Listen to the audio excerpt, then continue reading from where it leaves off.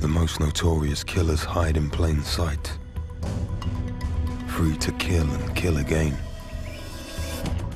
But most are not the criminal masterminds of fiction.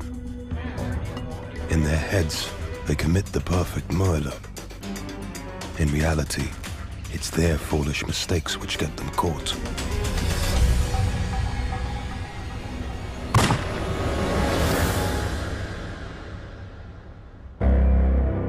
Some killers come unstuck because they are too smart for their own good. Charismatic Polish intellectual Christian Bala believed he could get away with murder. He's now serving 25 years in prison.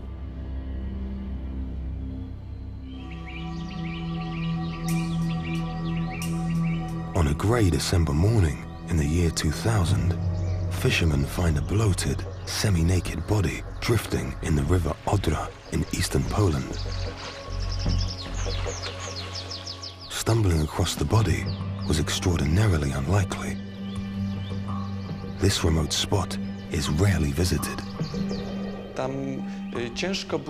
It was not a popular place. It was hard to get there. You need to drive there by car and then walk a few hundred meters on foot.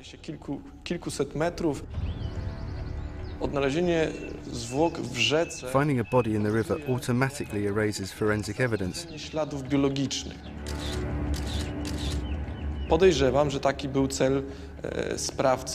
I believe that was a killer's aim, to make it difficult for police. The police report that the corpse is male and has visible wounds to his body. The victim was beaten with premeditation. There were very serious injuries, including scratches around his face, caused by some kind of tool. A police search of the missing persons database reveals that the body is that of Dariusz Januszewski, a 35-year-old advertising company director, missing for just under a month. News of the gruesome murder attracts the attention of crime scientist Kacper Gradoni. When I first heard about the case, it was something really extreme and very unique. Januszewski's head, his neck, his arms, and his feet were tied with rope in a very peculiar way. That the more he moved his arms, the more he moved his legs, the noose tied around his neck would get stiffer and it would suffocate the victim. When Gradon studies the pathology report, it revealed more disturbing details.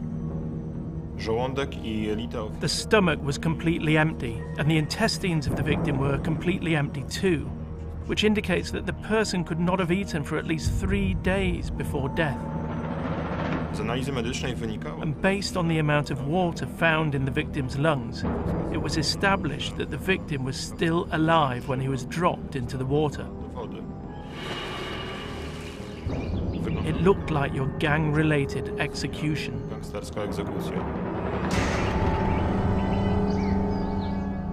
Criminal psychologist David Holmes has his own theory on the killing.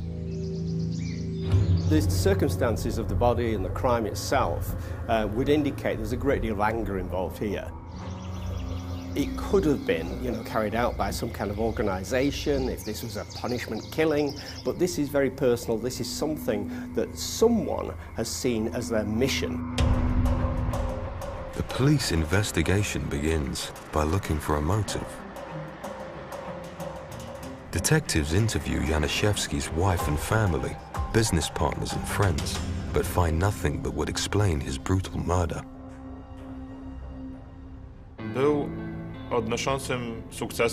He was a successful young businessman without any business problems. He was not, at least to the knowledge of the police, involved in any type of criminal activity. He did not have any known marital problems whatsoever. He was a popular, nice person, liked by his family and friends. So there was no clear motive for his death. Detectives are forced to admit their inquiries have led nowhere. The media are calling it the perfect crime. The idea of a perfect murder is quite scary. It's something that tends to occur in fiction. And it's also something that's incredibly embarrassing to police forces. Police know they need help and contact Michal Fajbuszewicz, the host of Poland's most popular TV crime show. The police had exhausted all their options for the investigation. We can reach the witnesses who might not even know that they witnessed it, or might be connected to the people involved in the crime. Primetime TV exposure had solved many of Poland's most intractable cases. But although the show's website receives plenty of hits, there are no new leads. The broadcast disappointed us a lot, since we thought we would receive plenty of information, but there was silence. It was very difficult. There was no evidence that there was anyone behind this murder. We had no idea who killed Dariusz Januszewski.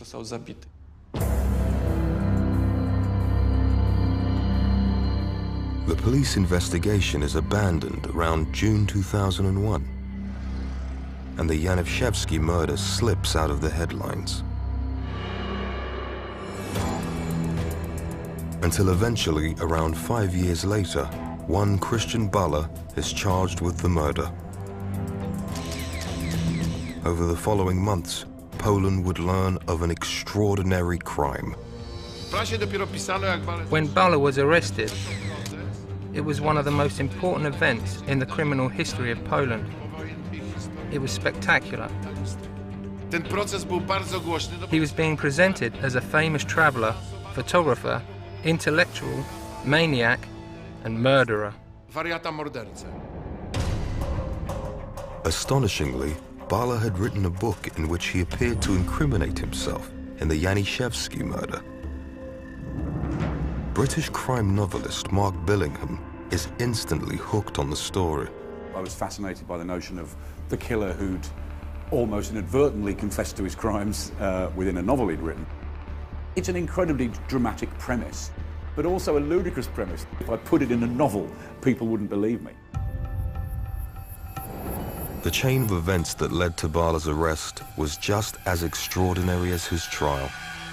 In 2003, a year and a half after the case was abandoned, a routine review of unsolved murders was underway in the city of Wrocław's police HQ. It would reveal the astonishing mistakes Balla had made in committing the crime, overlooked by the original investigation, blunders which eventually led to his imprisonment. I got this case in 2003. I was dealing with crimes like murders, robberies, organised crime. Even with his fresh eyes, Detective Wróblewski can find no connection to organised crime or any other motive for murder. But he keeps digging and notices that the victim's mobile phone was never recovered from the crime scene, although Januszewski had it with him when he disappeared. This is the phone we are looking for. This was the starting point. The missing phone is Wróblewski's only lead, so he focuses on tracking it down, all too aware it's likely to be a wild goose chase. The phone is probably lost at the bottom of the river, or most likely destroyed by the killer.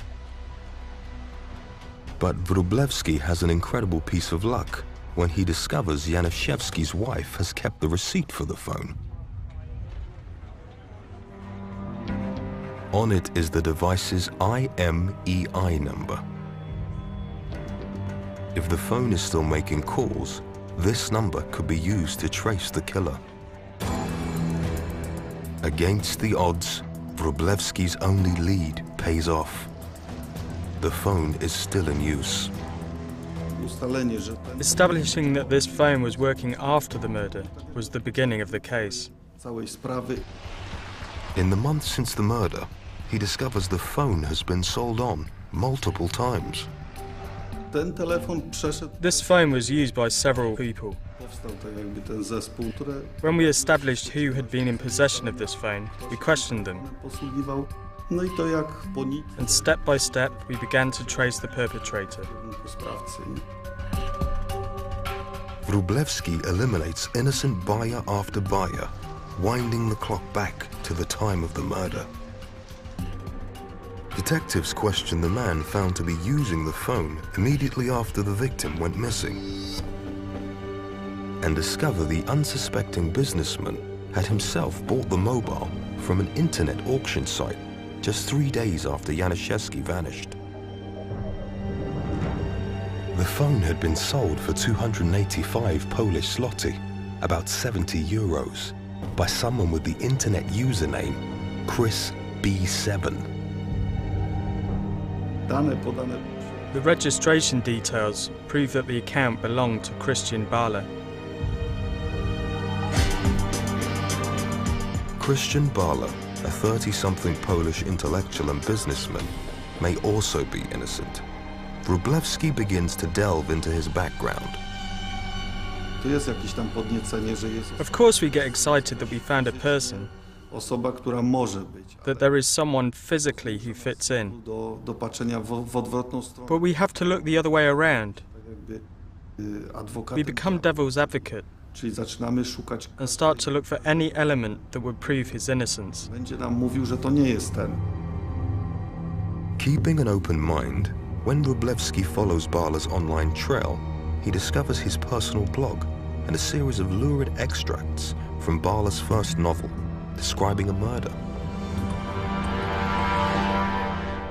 Bala's own translation of his novel pulls no punches. I held Mary with one hand and with the other I stabbed a knife above her left breast. Ribs cracked, but the long steel blade entered her. The blood spurted. Bala insists his words are an act of pure imagination. But for Wróblewski, they ignite deep suspicion. Police are often called dogs because we follow the traces. When the trace gets stronger, then we search even harder. To the detective, the blog reads like the diary of a murderer.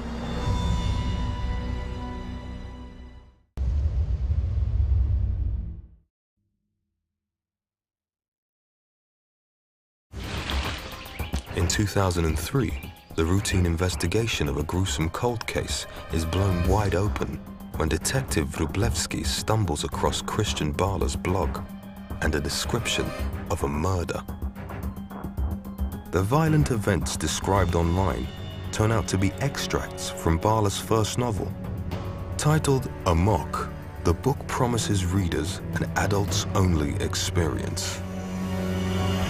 The book is half hardcore pornography and half sadistic violence. There's really not a great deal of plot. Chris, the main character in that book, thinks he can do pretty much whatever he likes. The laws, both natural and legal, don't apply to him. Chapter 9 features a vivid description of the murder of a young woman called Mary, tied up and stabbed with a knife, and left to die. The narrator, referred to throughout as Chris, sells the murder weapon on an internet auction site. Wróblewski orders a copy of Amok and is struck by parallels between the fiction and the facts of his investigation into the murder of Dariusz Januszewski. I have to say that parts of the blog were very similar to the committed murder.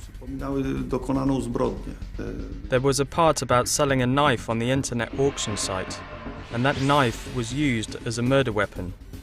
That related to the situation with the phone sold on the auction site. Along with the use of a rope to tie up the victims, Wróblewski feels the similarities are too great to be coincidence, and Bala becomes prime suspect. Police search for the novelist, but discover Christian Bala left Poland in 2001. The case stalls. Wróblewski knows he doesn't have enough evidence to pursue his suspect abroad. There was still no clear reason why anybody had killed Januszewski. You know, they'd suddenly got this link to this guy Bala, but, you know, why? Bala didn't know this guy, you know, what could he possibly have had? To move the case forward, Wróblewski needs to find a tangible connection between Bala and the victim. He decides not to quiz Bala's close associates in case they tip him off that the police are on his trail. Instead, he opts to trawl through the pages of Amok, searching for a motive for Januszewski's murder. You could say it was a very precise analysis of the book. We just wanted to establish some facts. I have a feeling it was a game for Bala, with the murder and then with writing about it. But writing and publishing about it was very dangerous. After weeks poring over Bala's novel, Wróblewski believes the key to the case is revealed on the final page in a reference to jealousy. The motive turned out to be mundane. It was his extreme, blind jealousy. Despite his unorthodox methods, Wróblewski believes he has nailed the motive, but the suspect is still nowhere to be seen. Months pass, then in 2005, Christian Bala's passport is flagged entering Poland, and Wróblewski can finally act. Bala is arrested, and over 5 years after Dariusz Januszewski was brutally tortured and murdered, the prime suspect can at last be questioned. Prosecutor Kucharski leads the interrogation. I wanted to make it comfortable to talk, so I asked for his chains to be taken off. Bala was not a typical person. You could say he was an anomaly. Frustrated by Bala's initial dismissive attitude, Kucharski directly asks if Bala had helped killing his victim. Bala's reply stuns the prosecutor. Christian Bala said that he did not help anyone and that he killed Dariusz Januszewski on his own. I was surprised. It turned out to be simple. I was happy that the accused confessed to the crime. But the prosecutor's euphoria is short-lived. His behavior started to change. He started to look around the room and he was making weird poses. Christian Bala started to play with the phone, putting the receiver on the phone. He asked for something to drink because he was feeling terrible. Bala asks for a doctor and the interview is suspended. The ambulance that was called said that there was no medical reason which should stop us from continuing the interrogation. Bala is found to be perfectly fit, but when the interview restarts, Bala retracts his confession. That ended with him not signing the interrogation documents. Christian Bala subsequently refused to talk to me. It's very odd when Bala suddenly decides to retract that. It's as if, you know, he's just playing with reality. He gave them the confession, and then he took it away, like, I am in control, you will play my games. I am directing your scene. Bala's retraction is also a red flag to the prosecutor. He contacts psychologists to get to the bottom of the suspect's baffling behavior. Their findings help to understand Bala and the motive for his crime.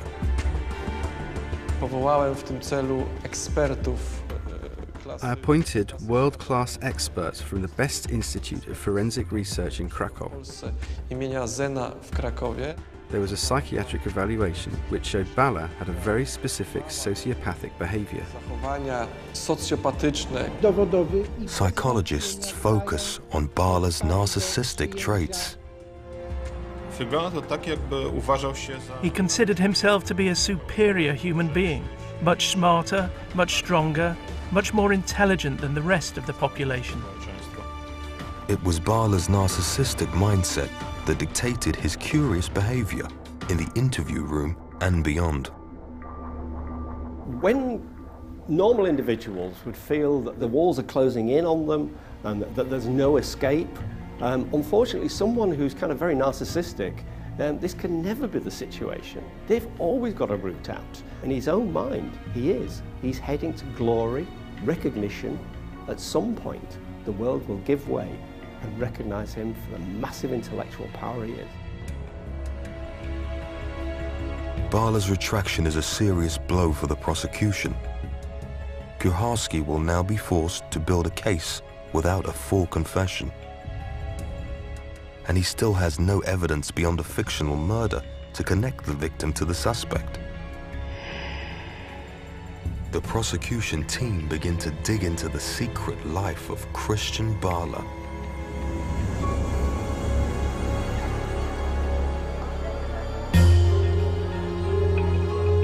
Bala was born into a middle-class loving family in the Silesian region of Poland.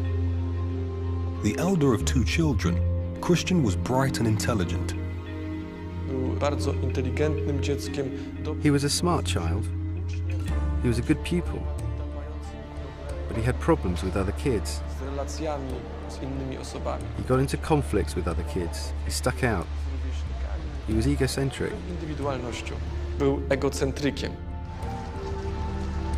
Sometimes people with personality disorders are actually quite functional.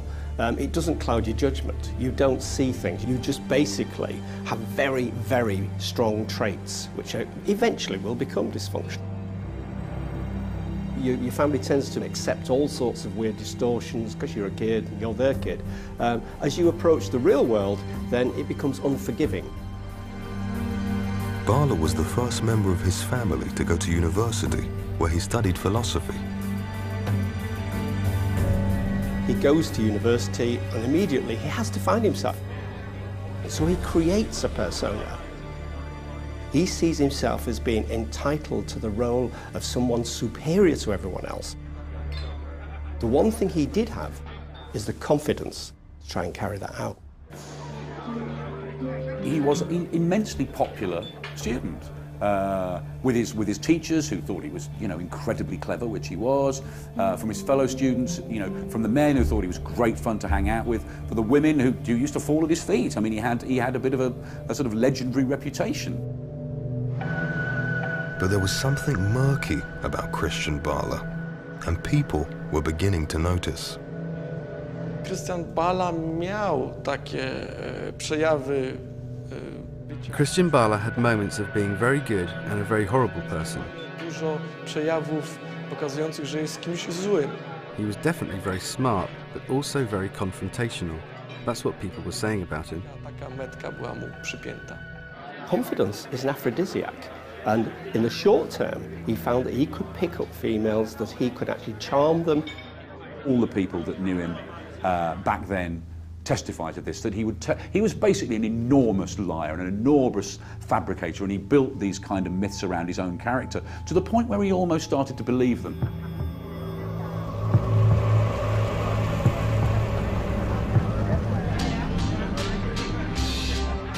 In 1995, aged just 23, the so-called student Casanova marries his childhood sweetheart, Stasha.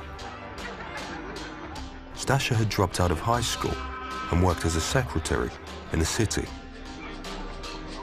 He needed someone to be there, someone that would make him look as a successful academic. He just wanted someone to play the role of a wife. Shortly after getting married, Bala has a son. But tensions between him and Stasha reach breaking point.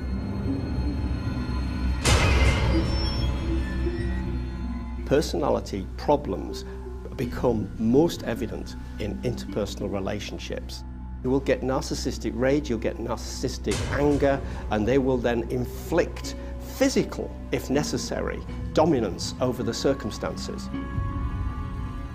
W tym okresie dochodzi do faktycznych, dość licznych. At that time, Bala was having many affairs, but at the same time he was getting more jealous of his wife. Jest coraz bardziej zazdrosny o Several witnesses said the relationship was very weird. Christian could do anything he liked, and his wife, Stasia, was meant to stay at home raising his child.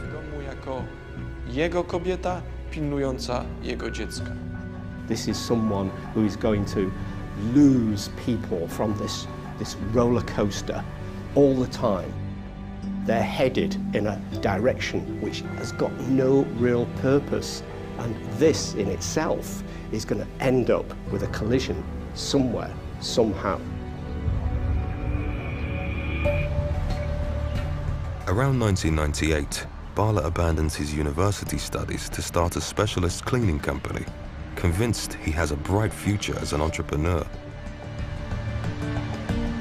I think he was always someone who thought of himself as a great intellectual, but that never quite worked out for him. He was never able to make a decent living as a great intellectual, so he ended up being a businessman. He thought he was going to be a very successful businessman. That didn't really work out. Nothing kind of worked for him. So I see a man whose kind of ambition was thwarted at every turn, and so maybe he was looking for fame and notoriety in a very different area. Within months, the business has crumbled, along with his marriage. A bitter divorce follows in 1999. But Bala couldn't let the relationship go, and his obsession with his ex-wife intensifies. It was reported that during the trial, a friend of Stasia's described how she witnessed a jealous outburst from Bala. The report claims he'd followed Stasia to a bar and threatened to kill her and all her men. It's very common, particularly with narcissistic individuals, to create another reality. If you are with someone, then they are yours. They are your property, and no one else can steal them. And if you actually do end up splitting up with that person, often it leads to stalking behavior. In summer 1999, Stasia meets a young musician, Dariusz Januszewski, in a bar, and they begin a brief secret affair. Bala becomes aware of his ex-wife's betrayal and confronts her with his suspicions. Christian Bala shouted once to Stasia that he knew about her affair with Januszewski. That was the most important moment.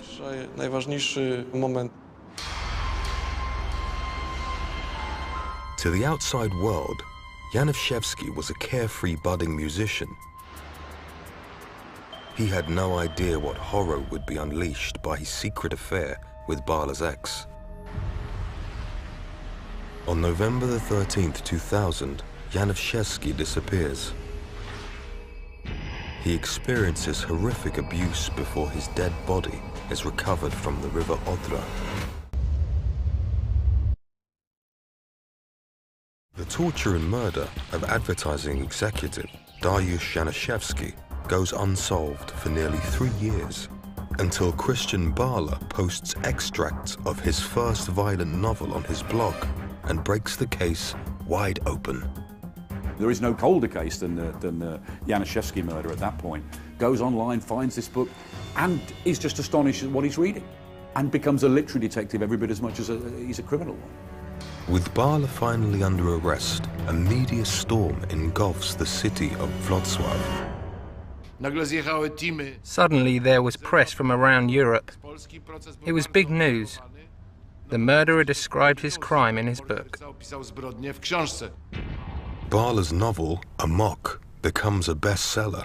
It was a huge story, and of course, once the case became big news, you know, this book sold out everywhere. As far as the media is concerned, Poland seems convinced the book will be enough to convict Bala. But to the shock of many, the court decides the book will not be used as evidence in the trial. The details that first arouse suspicion are just too vague. None of the description could be used in the evidence material. It's just a story with similar events. Opowieść o podobnym zdarzeniu. Gradon believes that Bala hoped to use his book as a kind of smokescreen in the court, diverting attention away from his own behavior. Bala was obviously trying to refer to his book, trying to humiliate the court by showing to the media that the entire case is built upon a work of fiction. The judge said, "We are not talking about your book, we're talking about your crime." You can see Christian Bala is very, very angry that his potential line of defense is worthless. Detective Wróblewski spent months analyzing Bala's book for clues, but now accepts that the book is a red herring. I can only say that I agree with the court. If the novel was going to create unnecessary chaos, then the book should not be used as evidence. The Bala trial becomes a media soap opera. The handsome, unassuming defendant appears on front pages every day. But opinion is divided surrounding his involvement in the murder. Undoubtedly, it was one of the most spectacular crimes in the criminal history of Poland, and the trial was equally spectacular. There were different opinions as to whether Bala was or wasn't the murderer. The smartly dressed defendant is an enigma that defies simple explanations. He was a very smart guy who then made some very stupid mistakes. It's a very odd paradox. Coming back to Poland in the first place. You know, when ostensibly he's got away with this, and off he's gone and he's got a new life for himself. And then he comes back to Poland, wanders back in and, you know, has his collar filled. Bala, in a way, when he left Poland, he was leaving behind all trace of the crime and any possible connection between himself and what had happened. He was a chameleon and he had no qualms about creating new personas to return. Again, just generally shows his massive overconfidence. He's committed a perfect crime, he may well carry on, he can do what he likes. He must have just thought, I've got away with this. He must have just fancied himself, you know, to the nth degree and thought, I'm untouchable. It was whilst on his travels, Bala reinvented himself as a novelist and posted his fateful blog. Putting the book out on a blog is another in a long line of what appear, when you look at them, to be enormous blunders. Holmes is convinced that the blog was a way for Bala to find a wider audience. The novel, as much as it may have felt like an achievement to write it, was a bit of a failure. Of course, he can't really recognize failure in himself. It's a failure in the world to recognize his brilliance. So therefore, what do? You blog it, you put it out there, so more people can see it.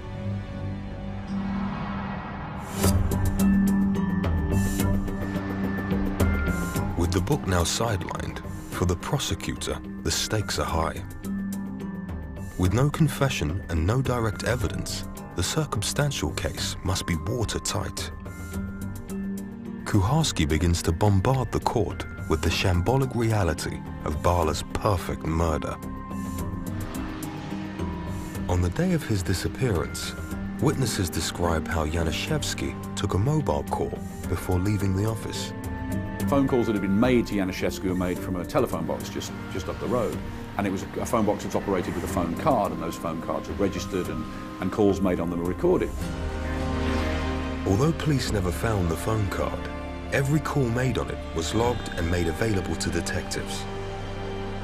To były rozmowy z rodzicami Christiana Bali, z jego ówczesnymi przyjaciółmi. Among them were conversations with Bala's parents and his friends. He called his office number.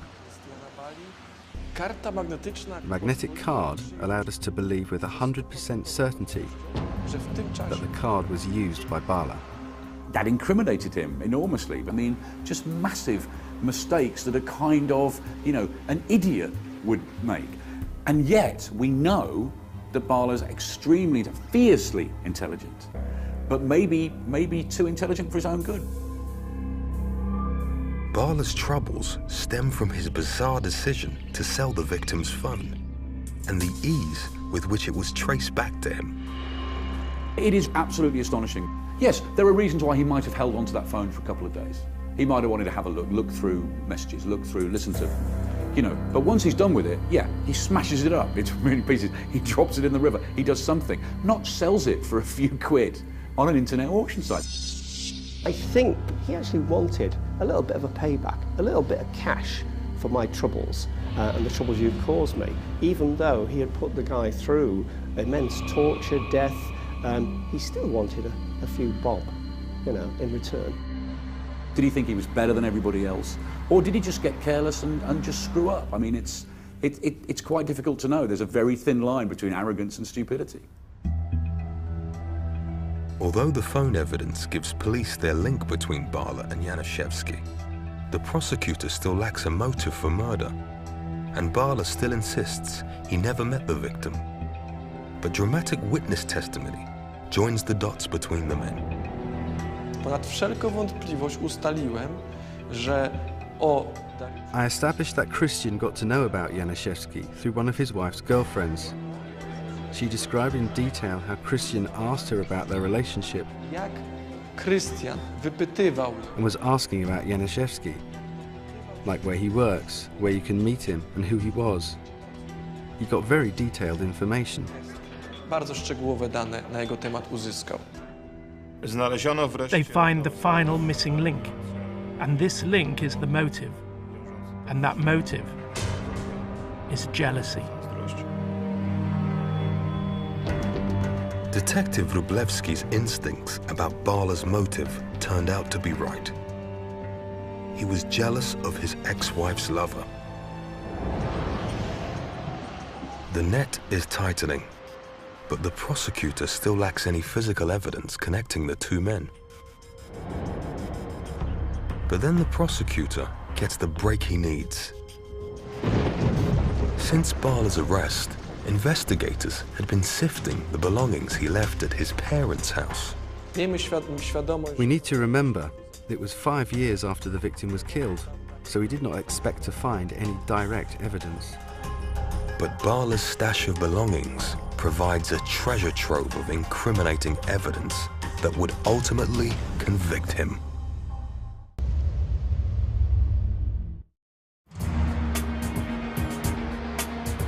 Five years after Bala left Poland, detectives find new evidence connecting Christian Bala to murder victim Dariusz Januszewski. Zabezpieczony notatnik, w którym były... We found a notebook which had details of Januszewski's company in it. Dodać do tego wreszcie należy fakt zabezpieczenia w czasie przeszukania. We also found a pen in the accused's house. Długopisu. It was his company pen. Darek Januszewski, to był jego firmowy długopis. Even one of Januszewski's business cards is found in Bala's hoard. The idea Bala never met the victim is looking less and less credible. He always said that he never knew Januszewski, that he'd never heard that name and that he'd never met that person. And still they were able to find his belongings or items related to his company in Bala's possession. Bala's recklessness and overconfidence also included the various mementos of the crime. It's a way, if you like, of continuously dominating the victim after death. It's quite a primordial thing to keep trophies of a killing. As the trial continued, more of Bala's mistakes were presented to the court. TV crime show 997 had tried in vain to help catch the killer in 2002. But investigators now pointed to a series of mysterious hits on the show's website. For 2 or 3 years, we were receiving comments relating to this murder. That wouldn't be unusual if it wasn't for the fact that they came from all different parts of the world, mainly from Asia and America. That was very weird. Bala's passport contained immigration stamps that logged his movements during his absence from Poland. Zaczęto analizować także ruch. When they started to analyze the IP numbers, entering the 997 website, they discovered they were registered in countries where Bala was in at that time. gdzie w danym okresie przebywał. Stosunkowo łatwo było to powiązać. Fakt klik. It was easy to connect it all together. www programu kryminalnego 997 był wskazany jako dowód wskazujący. It was evidence showing the connection between the Januszewski murder and Bala. Między zabójstwem Dariusza Janiszewskiego a Krystianem Balą. The website evidence had convinced detectives that they were on the right track, but in the end played no part in his final conviction. Prosecutors had even more startling evidence to offer, which came directly from Bala's own mouth, just weeks after Januszewski's murder. Bardzo ważne zeznania jednego ze znajomych Krystiana. One of Bala's friends gave very important testimony w 2000 roku w czasie wspólnej that during the New Year's Eve party in 2000, a drunk Bala shouted that he had already killed one of Stasia's lovers kochanków Stasi już zabił and that he did it using a rope or a cable. Bądź linki. It proved to be finally another nail in his coffin. You know, this wasn't bashing somebody over the back of the head. This wasn't, you know, poisoning somebody. This was brutalizing somebody over a number of days, torturing them, starving them, trussing them up and dropping them into a frozen river still alive. It was a very personal murder. You know, he had a score to settle, and that's all about Stasia. Wszystkie dowody. In September 2007, Bala was found guilty of murder and sentenced to 25 years in jail. He would never have deliberately left clues, but his confidence meant that he would take ultimate risk and, without noticing, leave evidence which was definitely going to tie him to the victim and therefore the crime. I think all these blunders are indicative of the fact that he never actually thought he was going to get caught. He is a complete paradox. You know, hugely powerful intellect, hugely stupid mistakes that got him caught.